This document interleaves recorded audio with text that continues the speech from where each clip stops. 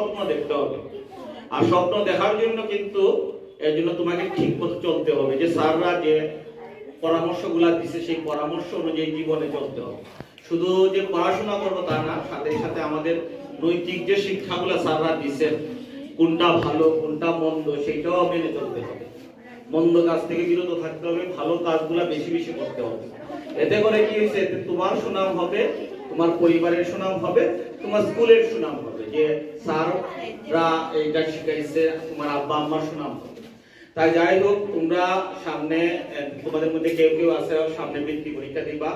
এই স্কুলের কিন্তু অনেকটা সুনাম আছে, বিভিন্ন ক্ষেত্রে সাফল্য আছে। তো আমরা আশা করি যে তোমরাও এই সামনে খুব ভালো একটা অবস্থান তৈরি করতে পারবা, এবং তোমরা যখন পঞ্চম শ্রেণী শেষ করে ষষ্ঠ শ্রেণীতে হাই স্কুলে ভর্তি হবে, হাই স্কুলের স্যাররাও বলবে যে করমুল্লা থেকে স্টুডেন্টরা আসছিল, এরা খুবই ভালো। ঠিক আছে, শুধু যে পড়াশোনায় ভালো তা না, তাদের আচার আচরণও ভালো, নৈতিক গুণগুলোও ভালো। ঠিক আছে, তো সেই সবসময় সেইভাবে চলার চেষ্টা করবা। এই যে স্যার বা ম্যাডামদের যে জীবনে চলার পথে যে বিভিন্ন জিনিসগুলো তোমাদেরকে শিখাইছেন, সেগুলো যদি তোমরা ফলো করো, আশা করি একটা সময় তোমরা জীবনে অনেক বড় হইতে পারবা।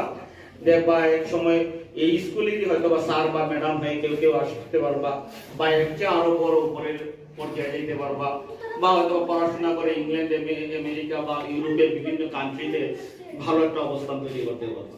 তো এই জন্য জীবনে বড় স্বপ্ন দেখতে হবে। স্বপ্ন যদি না দেখো তাইলে কিন্তু হবে না।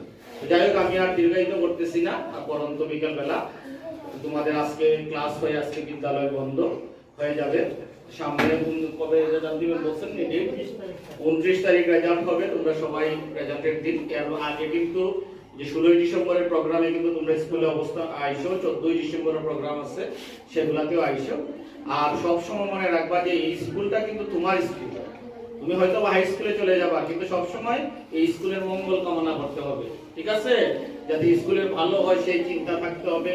মাঝে মাঝে আসবা, স্যার বা ম্যাডামরে সালাম দিয়ে যাবা, দেখা সাক্ষাৎ করে যাবা, দোয়া নিয়ে যাবা। ঠিক আছে, তো ঠিক আছে, সবাই ভালো থাকবা। আর আজকের এই চমৎকার এবং সুন্দর একটা অনুষ্ঠান আয়োজনের ব্যাপারে যারা আয়োজক ছিলেন, উচ্চ বিদ্যালয়ের প্রধান শিক্ষক, সহকারী শিক্ষক এবং এই শিক্ষার্থীদের কেউ কেউ ছিলেন, সবাইকে আবারও ধন্যবাদ জানাচ্ছি। জানিয়ে আমার বক্তব্য এখানে শেষ করতেছি। ধন্যবাদ।